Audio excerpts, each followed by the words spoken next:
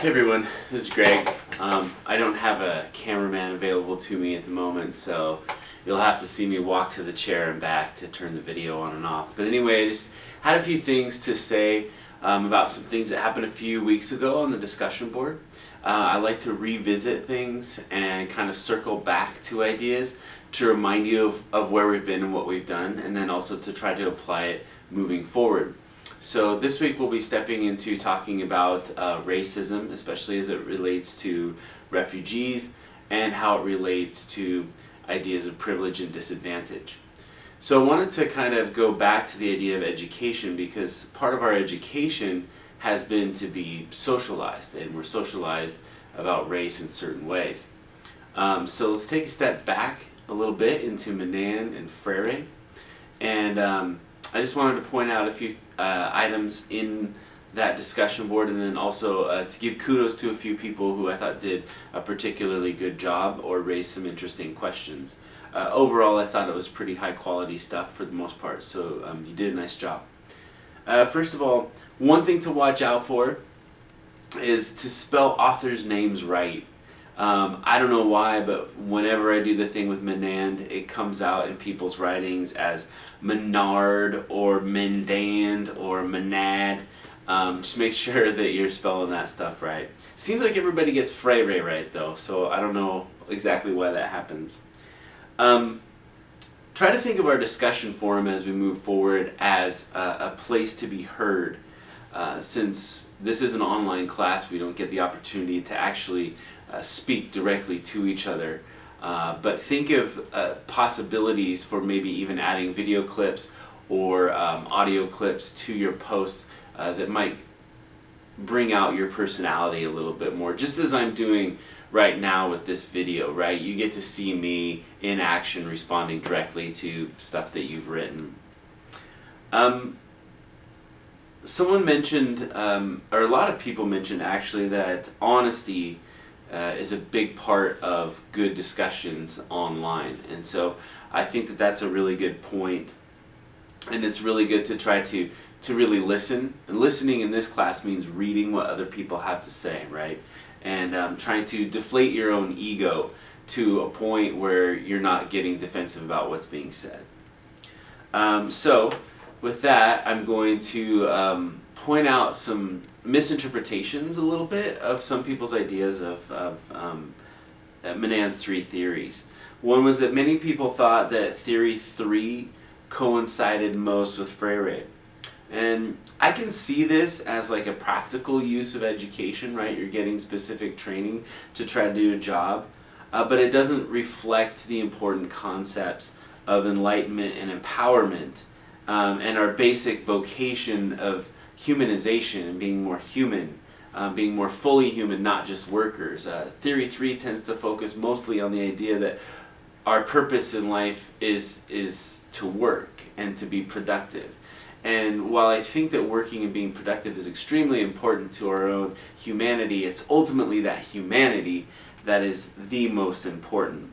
So in our work-centered, highly specialized, uber-productive world, it may seem that learning for a job would be problem-posing, and it could be, but I think it loses the human element if we're only working toward trying to get a job, and not personal enlightenment. So I think personal enlightenment probably would be more along the lines of what Freire is talking about, and would coincide with Menand's theory too. Something else that was a little troubling to me was that some people quoted Freire as if he favored the banking style of education, which shows to me that maybe you didn't read the whole article or didn't quite get it or something, or you're taking quotes out of context and missing his point, because he does say some things that, if taken out of context, make it sound like he's saying that teachers should do this, teachers should do that, in reference to the banking concept. But that's really not the case. He's talking about what teachers are doing, and then proposes ways for that to change. Okay. In that assignment, if you remember back, I asked people to create their own assignment for the class, to try to participate. And what I realized is that it's quite possible that students haven't thought before about what makes a good assignment. So I'd like you to start thinking about that, right? Think about the assignments that I construct in the class and how those might foster certain types of learning. A lot of people had really nebulous ideas about what an assignment could be. So continue to think about what makes a good assignment. What makes it something that you want to learn? How do you structure something to try to get people to be honest and sincere on the discussion board, to shed their egos at the door and to be enlightened and empowered? I'd like to see you dig into that a little bit. Another question that I want to ask is, how do we push each other out of each other's comfort zones without turning each other off? A lot of times people get defensive if we push boundaries. So I want you to think about that moving forward as well. Tom Thompson in the class may have had a good idea about how to do that, to respectfully and thoughtfully question authority. Right? There's a difference between just reacting to authority and yelling at it, and respectfully and thoughtfully reacting to it. Okay. So, a couple of things that popped out of the ideas for the assignments that you gave that I thought were pretty good were to students choose their own reading from the book, and you will have that opportunity later in the semester. And then also to assign students roles in a group debate. And I might be able to work that in, so I'll be thinking about ways to try to get that into the possibility of a discussion board kind of being constructed as a debate where people are assigned roles and have to do some research and formulate ideas about that point of view. And I just wanted to point out too that if you're having trouble with some of the posts and things, go back to the following people's post to kind of get an idea of what a really good post looks like. I thought that Melissa Dick's response to the FreireMenand discussion was brilliant, spot on. It's exactly what I'm looking for. And she also had a great idea about students bringing materials to the class to share. Now obviously those are going to have to be digital materials for an online class, but think about pictures, or videos or things that you could start participating in adding to your voice that's beyond just the text that you write.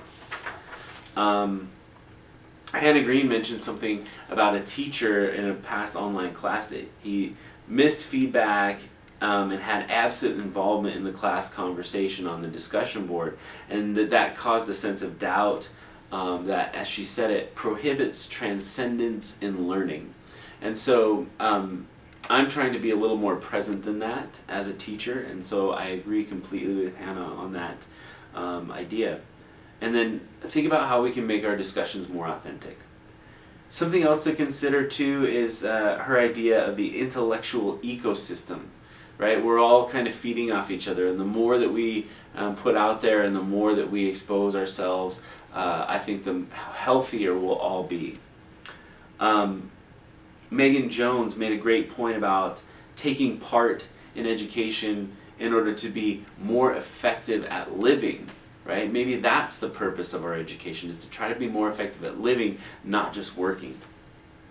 Shania Lowe, I hope I'm pronouncing your name right, related her ideas to teaching piano and trying to fully implement Freire's ideas, and talking about how that's quite difficult, especially in the fact that there might be a contradiction in theory too, that it socializes people. It tries to create like-minded people. And so when is creating like-minded people and socializing people in certain ways a good thing, and when is it a bad thing? I thought that was a great question to approach.